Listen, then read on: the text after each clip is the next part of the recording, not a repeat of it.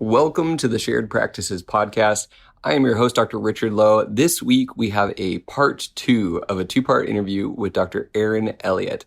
It was a blast. We basically couldn't cut it short, so we had to cut it in half. So if you missed the first half, go back and listen to her journey to practice ownership, her experience with her partnership, with her kind of early days in dentistry, and then how she got involved with 3D dentists and everything she has going on right now. So this week, we are focusing on her take on case acceptance and also her take on case acceptance within sleep apnea. Because it really is hard. If you are excited about sleep medicine within dentistry, getting patients to say yes, getting your team on board, also just overcoming some of the barriers takes some skills and some finesse. And that's where the real magic happens with this, is if you can build systems around these processes of talking to patients about sleep apnea. So we get into all that in this episode. So here we go with Dr. Erin Elliott. Recently, I went to Washington, D.C. with my family for a wedding. We ended up using Uber every single time we needed to get somewhere. We could have taken a cab, which would have been more expensive, sometimes convenient, sometimes not. Or we could have rented a car, which would have cost a little bit more up front, but we would have had more freedom. However, I would have had to navigate DC, figure out where to park it, and then pay all the parking fees. So why did we use Uber? It was both more convenient and less expensive. That's the exact same thing with Lab Pronto. Lab Pronto is Blue Sky Bio's solution to both convenience and cost. So within Blue Sky Bio, you can just export to Lab Pronto and access all these labs across the country that are plugged in. You could buy your own 3D printer, have a lot more control, and become the lab yourself. Or you could send your cases to a traditional lab that's going to charge you $400 to $500 per case for the designing and fabricating of the guide and sending it back. Why not have the best of both worlds? Why not have a more convenient solution that actually costs less? That's exactly what Lab Pronto is. Check it out within the Blue Sky Bio software. Click on the button at the very top called Lab Pronto. You're going to be exporting your cases and getting them back in no time. You were taking the pressure and the expectations off of yourself. I'm like, that worked. That worked. That's what needed to happen. Well, I wanted to take this conversation in a little bit of case acceptance and then case acceptance within sleep apnea. So you took Ashley Ladder's course in the UK, and you also have used Dr. Zach Allman's company, Apex Payment Solutions. I made fun of his name when we were podcasting the other day, but I think I got it right, maybe. There'll be a link in the show notes. But what has been your journey? Because I feel like a lot of us come out of dental school and we think like, I'm pretty good at presenting treatment. And then you get out and you present some treatment and people say no. And over time you start to realize, you know what, I could be doing this better. What caused you to take these courses, and what were some of the takeaways that you got out of this? Really, it was, I thought I connected well with patients, but that does kind of come naturally to some people. And then I thought I was good at presenting treatment. And then I realized that I did not, I treatment planned as if everyone had no money and wanted to patch their dental work. Right. Which is the easiest to get case acceptance for. It's just like, here, I'm going to devalue everything and just kind of give you the easiest thing for you to accept. And you should have seen, like, for me to recommend a crown, it really needed a crown. And I was like, and you need a crown. Like, it was bad. It was really bad. And then I realized, I'm like, oh my gosh, I need to present what I would want in my own mouth. What is best for the patient? And, so what happened is Ashley Ladder was kind of paired up with 6 Month Smiles, which I was involved with, doing some teaching with 6 Month Smiles. And so I hear the orthodontist didn't like that. Yeah. Sorry. Yeah. My kidding. weekend training course. So I went over to the UK and we got to go to Ashley's teaching in Manchester. And it blew my mind because I thought I was pretty good. And then I read his book and I was like, oh yeah, this is common sense.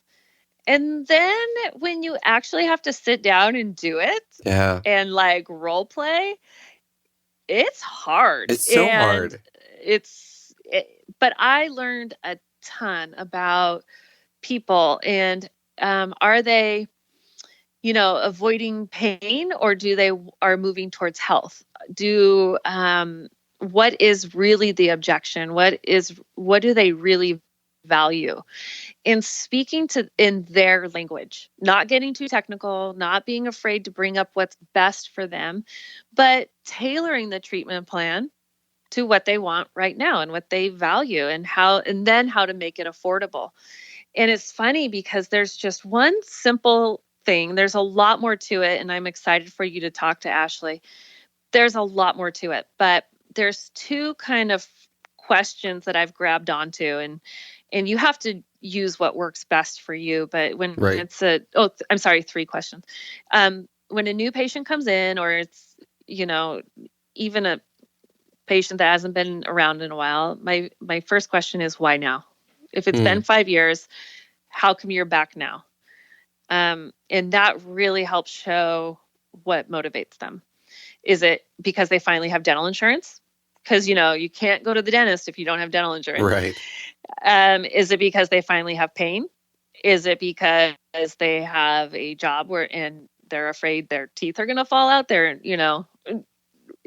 like they're afraid of embarrassment. Right. So what is it that's motivating them? Or I finally decided it's time to get healthy. Divorce, life changes kind of motivate people. And then the second question is removing all the barriers. If you could wave a magic wand, is there anything what would you want to do with your mouth? And that's where you can uncover, like, I've always hated this tooth right here. And I was like, wait, you just told me everything was fine. But I asked, how are your teeth? Oh, they're fine. Well, if you could wave a magic wand, is there anything that you would want to do differently? Just take money and time and everything out of it? Is there anything that you want to do different? And that's when you hand them a mirror, and then they start, really opening up. And do you feel oh, go ahead. No, go ahead.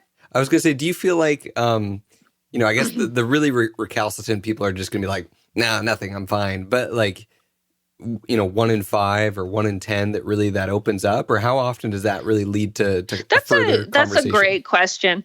Some people are just not going to, and some people, the money really is the barrier, no matter what payment plan you give them. Sure. I would say that, let's say half of them start opening up. They say something more that they wouldn't have said. Something more than they said just the sentence before. Okay. But if it's this one tooth that bothers them, they're like, yeah, I just don't want metal braces for 2 years. Yeah. Or I don't want to pay for braces. I know they're expensive. And I had a patient that the hygienist comes and said, I wanted to make the third question is finding out what the objections are. And so I had a hygienist come and say, okay, Chris is ready for her exam, but she doesn't want an implant. Don't talk to her about an implant. So I go in there and I said, hey, Chris, like you're missing this tooth right here. You kind of are using it to chew a lot. And I said, and just because you are from North Idaho doesn't mean you need to look like it. And they kind of all laugh at that. That's a good one. But she's like, I know, but I don't want a bone graft because I don't want someone else's bone in my mouth. Like she thought she would take on the spirit of whatever cadaver they used or whatever. I was like, so some woo-woo stuff, but that's not what the hygienist thought. That wasn't the reason. So the question that I asked, I was going to say, what's the question? What's the question? I say, hey, Chris, do you mind if I ask you a question? Or can I ask you a question? And that gets them saying yes, right? So I'll say, can I ask you a question? I was like, what is it about the implant that concerns you? Mm-hmm. That's it. What is it about the crown that concerns you? What is it about the treatment plan that concerns you? And oftentimes they may say money because that's an easy excuse. Right. But especially for men, if it's fear, they're not going to come out and say that. Right. They'll say it's money. And then you'll say, Well, I'll certainly have you talk to JC. I am not afraid of I'm actually not afraid of my fees anymore. Because I'm worth it. Let's come back to Ashley that in a taught me minute. that. Yeah, let's come back to that. And so I'll say, you know what, if we could remove that barrier and make it affordable, is there anything else that makes you hesitate? And that's where it's like, well, I heard it's really painful and I don't like pain. So it kind of is a hybrid of the second question and the third question, where you're like, it's not fully waving the magic wand, but you're like, okay, if we could take away the money, is there anything else that concerns you? Yeah. So what is it about the whatever that concerns you? When they kind of put up a wall or an objection. So I said to Chris, what is it about the implant that concerns you? And she goes, well, I don't want someone else's, spirit, whatever. And right. I was like, cadaver spirit. Oh, yeah. I said, that's simple. I was like, it's a healed site, Chris. Like we have this. You have bone. Said, we have, yeah. And then this is what I did not do, where you go, I have this CBCT technology where we can place a titanium screw and it won't be that bad at all. And it's get all technical. So I'll say, guess what? We can get you chewing and we can fill in that space so you're not embarrassed by it. And we'll make it really simple for you. And you don't get cadaver spirits. I love that. I love that how you said those three things of, let me see if I can say them back. So you said, we can get you chewing. Why now? Oh, okay. Yeah. Yep. Okay. Well, let's review those in a minute. Why now? Why now? Wave a magic wand. If I could wave a magic wand, what would you change? And what is it about the X that concerns you? Okay, perfect. So those are so straightforward.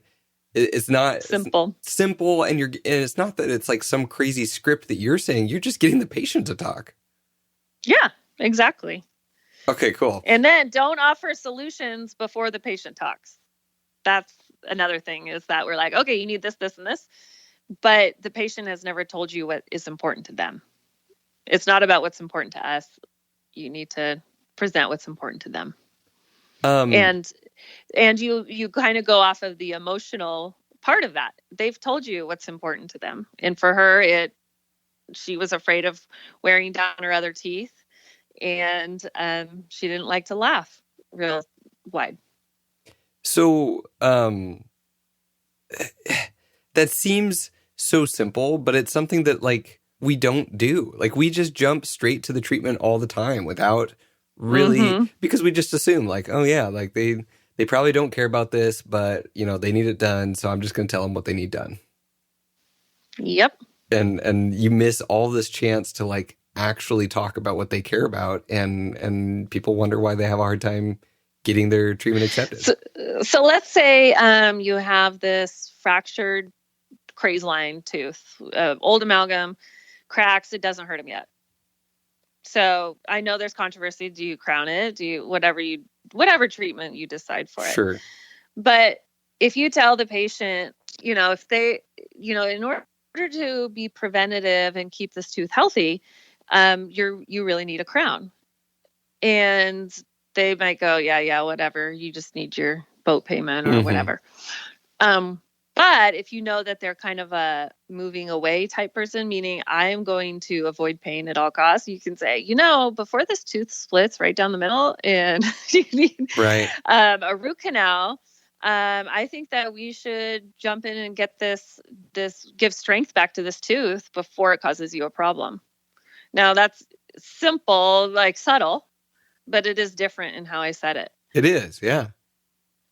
So it requires you. So how do you, was there categories for what motivates patients? I think you kind of mentioned some of this, but like, what were the categories for like how you kind of classify what motivates patients? Oh gosh.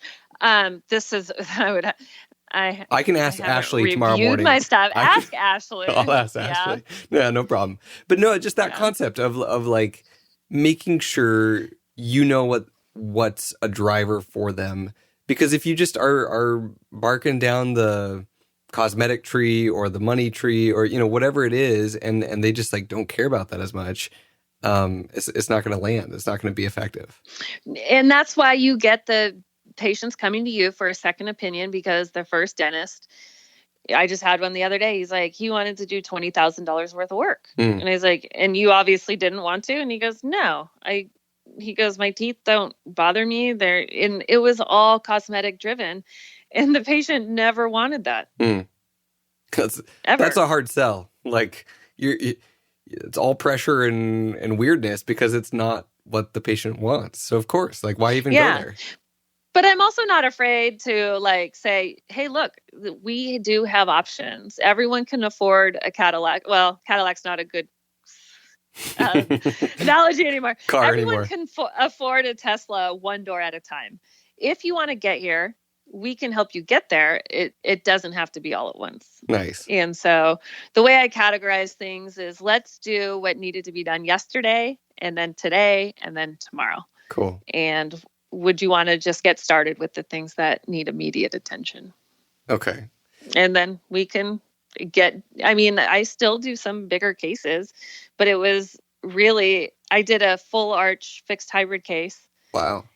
Where this guy is so eternally grateful to me, and I was his fifth dentist, and I essentially Ashley laddered him. I made it an adjective or a verb. Yeah. I'll tell him tomorrow that he's now a verb. Yeah. That's awesome. So you also have obviously experience with sleep apnea and 6-month smiles. So before we get to that, because there was one thing I did want to circle back to is your fees and not being ashamed of your fees. So before we go into sleep apnea and 6-month smiles, you mentioned that. So before, what was the sentiment that you had? Because like my father-in-law talked about this the other day. He was pulling up his, my in-laws have had some work done and I didn't have a practice to help them out yet. Yeah. Even though we're here in Indiana. And he was just kind of talking about the fees and how expensive it was. And I'm just like, well, it's like, this is what it is. And I didn't have a great response to like defend the fees of that dentist. And I felt bad. Don't defend it. That's the problem, is that we get defensive. Okay. Ashley just had like this little video the other day. He's like, how many times have you changed the fee from when it was in your brain to when it came out your mouth? Right. And you gave the patient a discount without them even asking or even knowing what your original price was. And I was like, holy cow, I used to do that all the time. It's $950, but I'll give you, we can do it for $800 or yeah. The patient never even asked for that. It was like I was embarrassed or ashamed because it is a lot of money. But I guess I'll say, it's $1,200. I think our crown fees are now $1,200. I'm like, it's $1,200 so that we can restore this tooth. And yeah, I know that it's an investment, but you're worth it or whatever. I have rapport with my patients, but I don't say it's only $1,200. Right. But I was like, I'm not the expert on what your insurance will cover or not, but I'd hate for insurance to dictate what you need. And so we'll find a way to get it done for you. Don't worry. Okay, cool. That's about it. and if you get pushback or people are like, wow, gosh, that's expensive. You said don't defend your fees. Well, do you just kind of acknowledge like, yeah, it's an investment in yourself? Or like, what do you say at that point?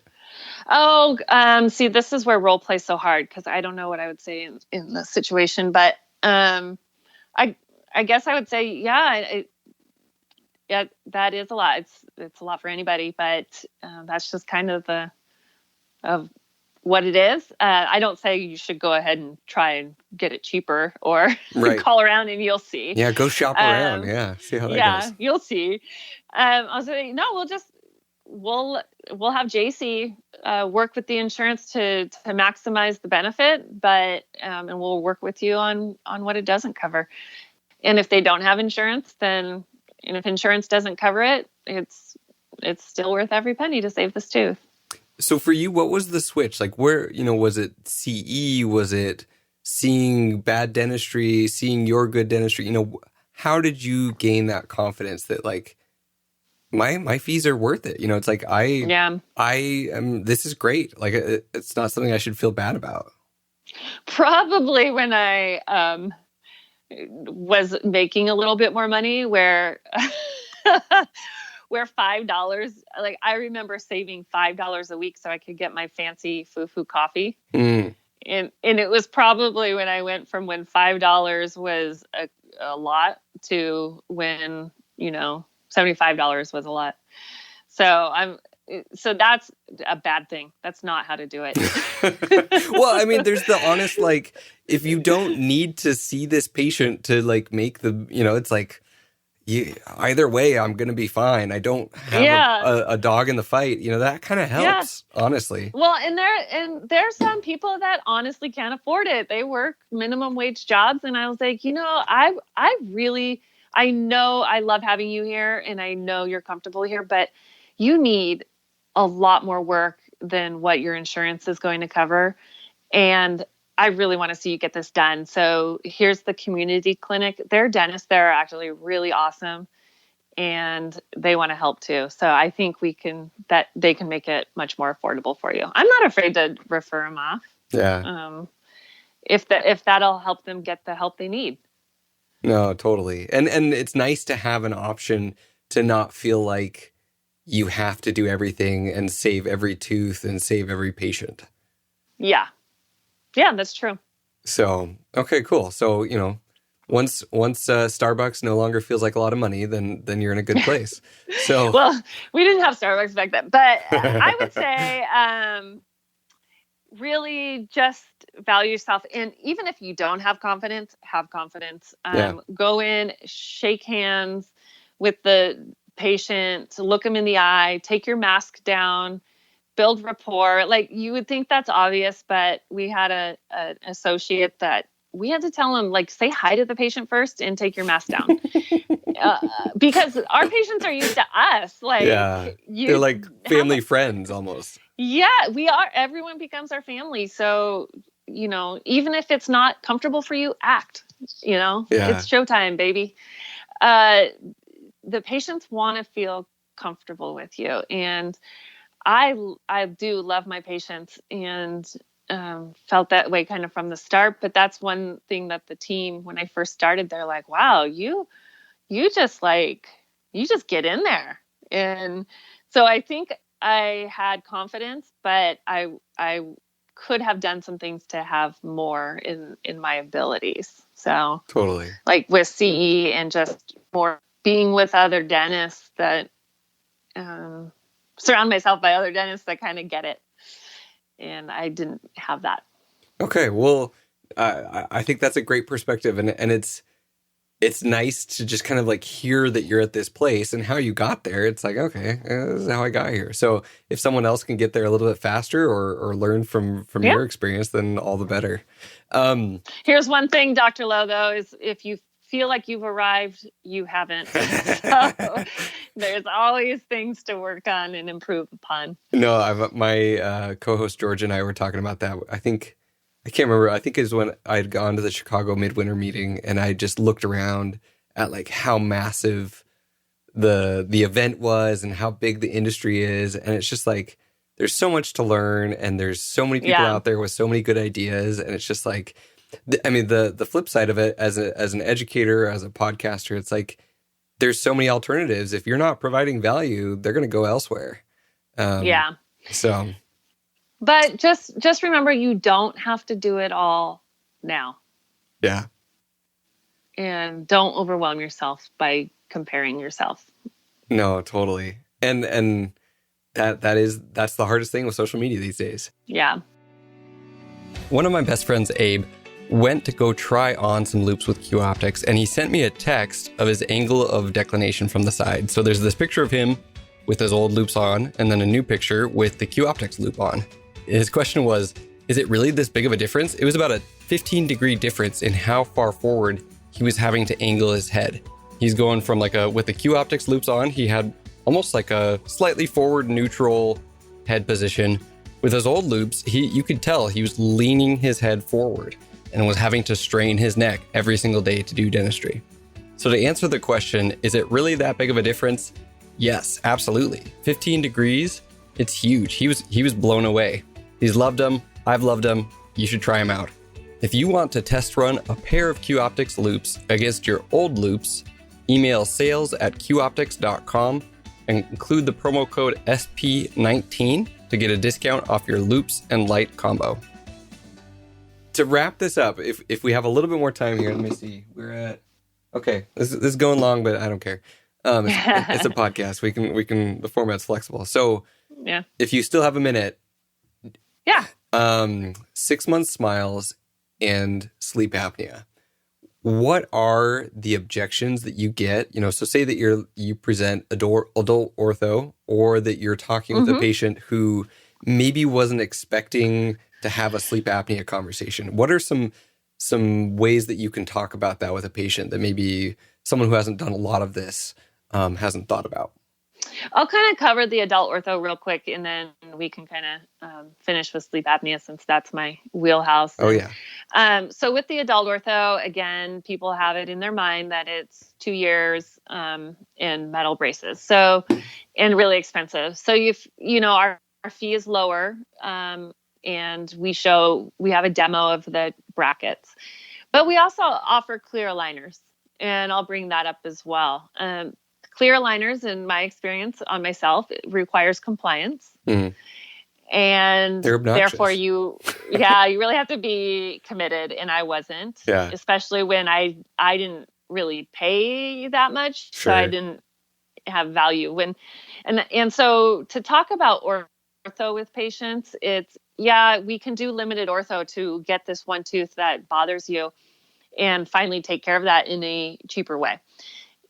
And we can still do it cosmetically. So that's usually is the time and the looks and then the money. And so 6 month smile kind of overcomes a lot of that. It is brackets though, however, and some people just really don't want brackets. So you have clear aligners. And then there's times that we've done clear aligners and then finished it in brackets and limited the time that they had in the brackets.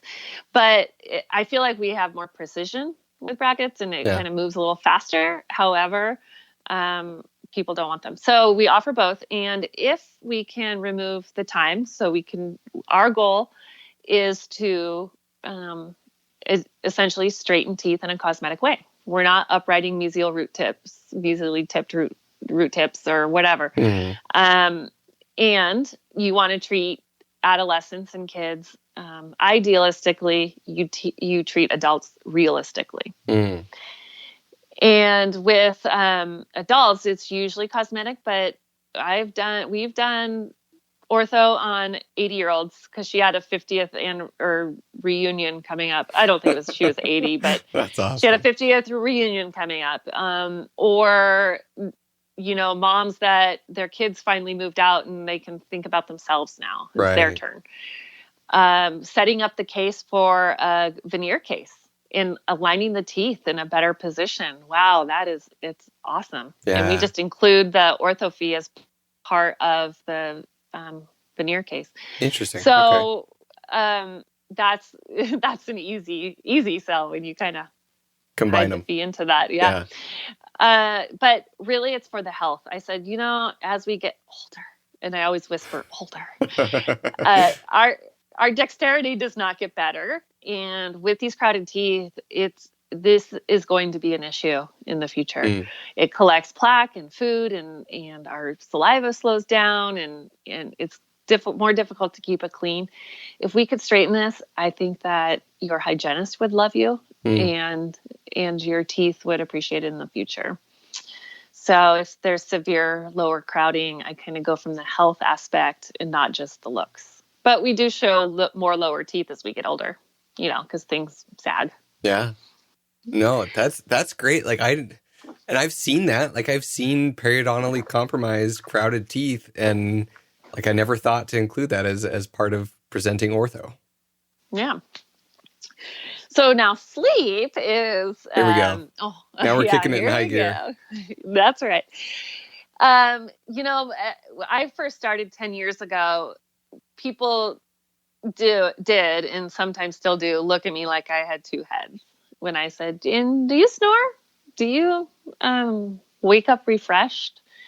And they're like, no, are you supposed to? Well, yeah, after 7 hours of sleep. If you don't wake up refreshed, when do you feel refreshed? And they're kind of like, never. Never. Yeah, that's just life. Life sucks. Isn't that how it's supposed to work? Yeah. And with sleep apnea, I really hit the pavement. I got out there. I feel like, my marketing is not a 4-letter word in for me, because I feel like I'm getting the word out there in spreading the message that so many physicians and healthcare practitioners are missing, is that sleep apnea is common, it's out there, and it's underdiagnosed, and people suffer for 5 to 8 years before, that's the average, before anyone even brings up their sleep. And the patients are becoming more educated, so they'll bring it up to the physician. Yeah.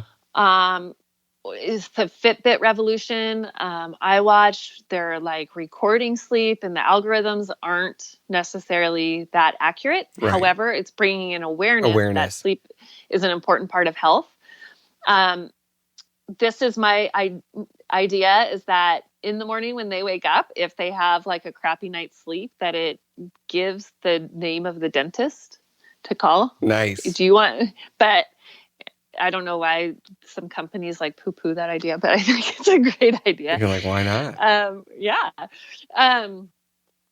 So that has helped, and me getting out, if I play soccer with a physician, if I go to church with a physician, if I could get any sort of stronghold or any entry face-to-face with a physician, I take it, because there's just a lack of education and awareness. And so many times they won't bring it up because they're like, well, now it's my problem. Patient has 10 problems. I have time for 2. Right. And I was like, you know what? Let me take it off of your hands. We have a system where we call the patient, we follow up, we send letters. We'll become the quarterback for this patient and relieve you of that burden. So that's one way to get patients. The second is marketing. I go after snoring, insomnia, and CPAP. Not using your CPAP. I never say hate your CPAP or CPAP alternative. So insomnia, by the Mayo way, Clinic did it. My wife hates her CPAP. I can say that right now, because we're like a month and a half into her trying to get used to it, and she's a side sleeper and like can't get more. Oh my goodness! More than a couple hours. Send her sleep study to me so I can evaluate it. We talked about this. She can get help. She's got like a 78 AHI. Like she's bad. So holy cow! Yeah, no, we're ready to do oral appliances now. So yeah, but there's even a way to get her tested before making an appliance, so you know if she responds and at what position. Okay, cool. Yeah, so we'll have to somehow get you hooked up with that. Cool.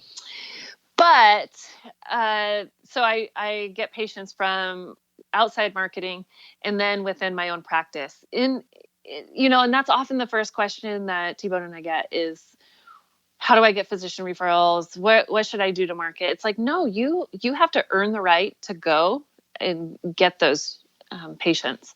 You need to have a system and a workflow within your practice before you take on patients. You have plenty of patients within your 4 walls, probably 4 a day on average walking into your practice. An average practice, there's at least 4 sleep apnics a day. And helping getting the team on board to identify the risk factors, to talk to patients about it, to get them comfortable talking about it. And if they don't have all the answers, that's fine. That's totally fine.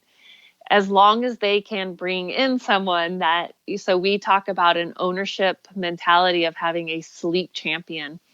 And that's someone that, she developed chairside. And then finally I just said, okay, you're sleep full time now. But I had to earn the right to get to that place. And she'll come in and say, okay, let's take this patient. So we have a system from the first phone call, the initial, I guess, face-to-face or conversation, to take that through to the end in treatment. So we talk about the 4-step process of awareness, getting a diagnosis, going over the financials and in utilizing medical insurance, not dental, and then finally the treatment. So we get asked, how do you get physician referrals and what appliance do you use? And it's kind of like, well, the appliance, in all reality, even though it matters, it doesn't truly matter if you don't have a patient to put it in. Those are the easier problems to solve. Yeah. So there's a lot of overeducated dentists that don't do many cases. And I think it's because they're getting in their own way. They don't have the team trained, and they're kind of overthinking it. And so we really work on, when I teach, it's like as cookbook as you can get, but really focusing on those first steps so that you can get patients aware and valuing and wanting. So turning that awareness into urgency and getting the patient to own the problem. And that's, I think, where if you track all of this, how many patients are you talking to about it in a day? To like a funnel that we call it. How many patients are you creating awareness in? How many are moving towards diagnosis? How many are you presenting the medical insurance to? And then how many are moving forward? If you keep track of those numbers, then you know where the issue is. Right. You can see where it's breaking, where the system is like stuck. Exactly. Is it the way we're presenting the problem? Are we just saying, well, you're going to die, you're going to have all these health problems if you don't do anything about it, when the guy just really wants his wife to stop nagging him? Right. You know, are you speaking his language? Are you addressing the chief complaint? And if you bring it up out of the blue for a patient because you see all these, it takes them a little while to really accept, like, okay, why is my dentist talking to me about this? My doctor never mentioned it. You know, sometimes you're just planting seeds, but when they do come back and say, you know, when you mentioned that, I'm ready to do something about it now.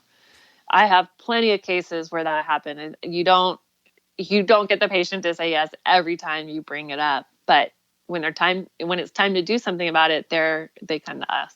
So I think we were talking about this before we started the interview, where, you know, you're in a practice that's not a sleep exclusive practice. You're doing general dentistry and you're doing a fair amount of sleep, but it's not like you can just have this funnel of patients coming in that all of them know that, you know, that's why they're here and they've pre-accepted this. Yep. So it seems like what you're saying is that those patients that are already in your practice, sure, that's a little bit harder of a conversation, but that's the place to start. And once you can actually serve the patients that are in your practice, and if you can get to the point where you can go from, you know, not thinking about sleep when they walked in the office to having a productive conversation and raising awareness and showing them the options, if you can have that, then you're at the point where you could start to market for patients and get physician referrals. And so then your case acceptance gets even better. So it's like you almost have to learn the hardest part internally before you're going to go spend money and spend all this time and effort elsewhere. Does that make sense? That is so true. And that's exactly it. It's like, okay, the biggest uphill is getting patients that have never heard of sleep all through the system, right? That is a hard place to start. But you need to, if you get a patient from a physician and you don't call them back, you don't send letters, you're not going to get another referral from them. So you need to make sure you have that foundation and know what to do with the patient, because the patient's going to go back and report, oh gosh, yeah, they took such good care of me and they definitely knew what they were doing. They never called me back. I don't know how to use my appliance. You know, they'll report good and bad. And you know, my patients, when they come from the outside, they're like, I knew from the initial phone call that you guys knew what you're doing, and this is where I needed to come. That's amazing. That's so cool that they articulated that back to you, that like, yeah, you guys know what you're doing. You've got systems. You're on top of your game. I felt taken care of. I felt from that first phone call, they felt that trust and confidence in you. So that's really, really cool. But you're right. Is when patients are seeking it out, that's an easier sell. But I think that what my team does and what my sleep champion does so brilliantly is create that urgency. So we have patients that come in kicking and screaming. They're only there because their wife told them they had to be there. Right. We always find out the chief complaint, the chief motivator. But then the way Bree asks questions at the consult is she connects all these dots, like, oh, that acid reflux that you're having, that bruxing that you're having, or the grinding. getting up and using the restroom several times a night. Those are like the three major things that occur because of sleep apnea that most patients don't connect back. And then I'll come in and go over their sleep study. And every time I teach, I say, okay, guys, tomorrow we're going to go over sleep studies. This is where the magic happens. Like, I don't think anyone really believes me. And then you look at the faces, the first couple sleep studies we go over, and their eyes are wide and like the light bulb is going off over their head. Like, holy crap, that's really what's going on at night. I stopped breathing 70 times. They told me it was mild. I'm like, no, you stopped breathing 70 times.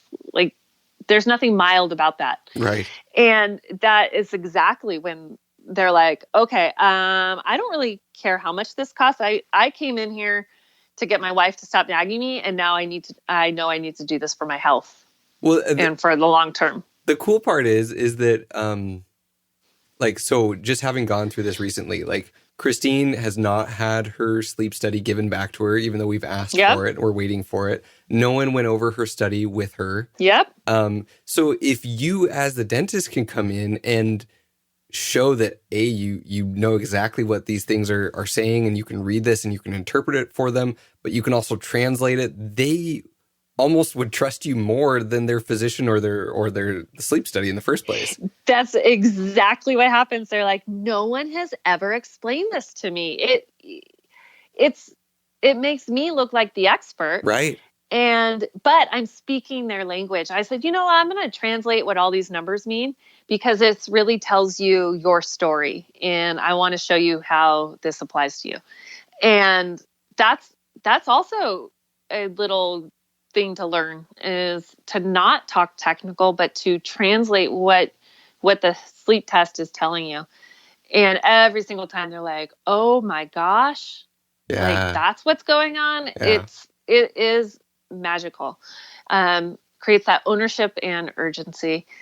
And so that's why it's so important to get them from awareness to the sleep study. And that can sometimes be difficult, but we again remove hurdles and objections. Whatever objection they have, we can usually overcome it to make it easy to get to that next step. And then once that happens, the rest kind of falls into place because again, that's where the magic happens. If you can get them to that next step, then you can usually get them into treatment. So, because they don't care what it costs. Well, yeah, and that's the other thing that like is fun to me about doing sleep dentistry is that there is the potential for so much good in such an impactful way that it's easy for dentists and team members, once they like get the vision, once they've had a personal experience, or once they've really caught on to this, it becomes like a mission, like a calling that they have, and they really are making an impact. It's hard to say that about a lot of other things in dentistry. It's like, it's hard to be as passionate about fillings or crowns, or even, the links between perio and your health. Yeah, there's some studies and some of them go one way and some of them go the other way, but the sleep apnea stuff is like unequivocal. Yeah. Like it is. Well, perio is kind of a silent disease too, whereas sleep apnea literally is the opposite. Noisy. Yeah. Yeah.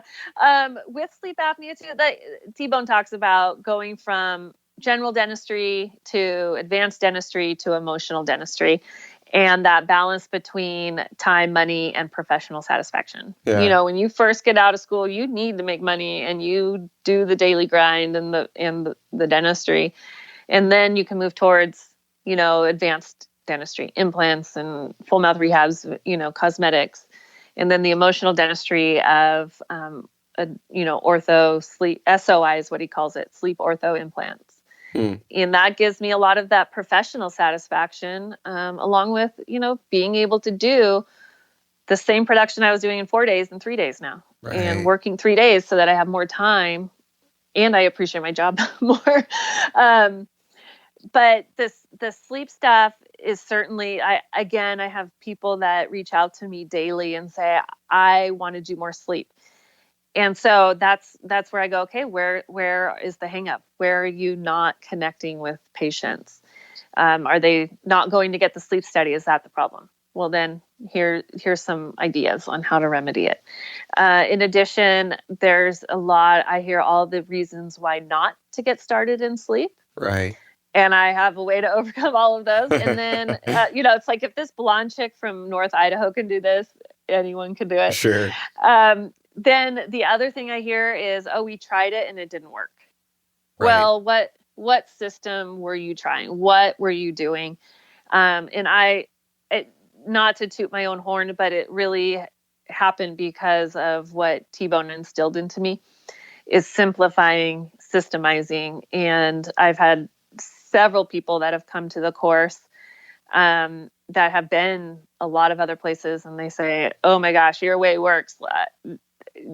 We're finally getting it going. And so I have plenty of people dentists that are willing to share that. And what they mostly say is simplifying and getting the team on board. And the other thing that some people may not realize if they haven't done much of this is that your team can do so much of this. Yep. Compared to so much of dentistry. Like there's a lot of questionnaires, case acceptance, referrals, insurance, but then also the treatment is like impressions, a little bit of calibration, checking up. Yeah, we do scans. Up. Okay. And then if they can adjust a night guard, then they can adjust an appliance. I definitely oversee and go, she even does the bulk of the consult. But I, of course, do the exam. We choose the appliance together sometimes. Yeah. She knows the ins and outs, and that didn't happen overnight. I didn't find she was a diamond in the rough. It developed. Again, I've made every mistake in the book, and that's why I hate public speaking. I hate getting in front of people. But I just feel so passionate about getting other people passionate about it that I'm willing to kind of put myself out there and, leave my family, because this is so important. And dentists are such in the perfect position to help people that didn't even know they needed help. Yeah. And they didn't know where to go. And so we get to be those people. Awesome. Well, if someone wants to learn more and reach out and look at your guys' upcoming schedule, maybe someone's listening to this in 6 months or 9 months, what's the best place to kind of see your lineup? What's the best place to reach out to you? How would you recommend someone go about doing that? So the 3D-dentist.com, there is actually 2 sleep courses on there, but I am the sleep apnea implementation, and you'll see my smiling face there. Cool. And so we kind of we'll be San Diego in September, Raleigh in November, and then, next year. But really, Facebook, Erin Elliott, DDS, 2 L's, 2 T's. 2 Ds. And I am on Instagram, but I am kind of the older crowd. I like Facebook because I feel like you can interact and I get to joke around more. Like I could put a meme and you can get in arguments with Wade, and that's the benefit of Facebook. Oh no, Wade and I are BFFs. No, I love Wade. There's just so many jokes that I like to have fun and kind of have a sense of humor along the way. And cool. I can't have people falling asleep in my sleep apnea class. That would be too ironic. That's awesome. Well, perfect. Well, thank you so much for coming on the show. Thank you for connecting us with other amazing guests. This has been a blast, and this has been a delight. So thank you. Yeah. Cool. Thank you. Well, hopefully we have some people reaching out to you soon, and we will talk with you guys next time. Awesome. I enjoyed both parts of that interview equally. And then Erin and I talked about sleep apnea afterwards for like 30 minutes because I've shared, my wife's going to kill me. My wife has sleep apnea, and so we're trying to figure out getting her treated. She just got her CPAP and hates it. And we've been working on that for a while, and now we're gonna get her an appliance made. So if you guys enjoyed this interview, please reach out to Erin on Facebook or wherever you can reach out to her. And please let her know, hey, I enjoyed your interview on shared practices, or this inspired me, this was helpful, or I want to know more. Or, I mean, sign up for one of her courses. Like literally, that's the easiest way to learn more, get to know her in person, hear what she has to say. So anyways, yeah, totally reach out to Dr. Elliott. And otherwise, we will talk with you guys next week on the Shared Practices podcast.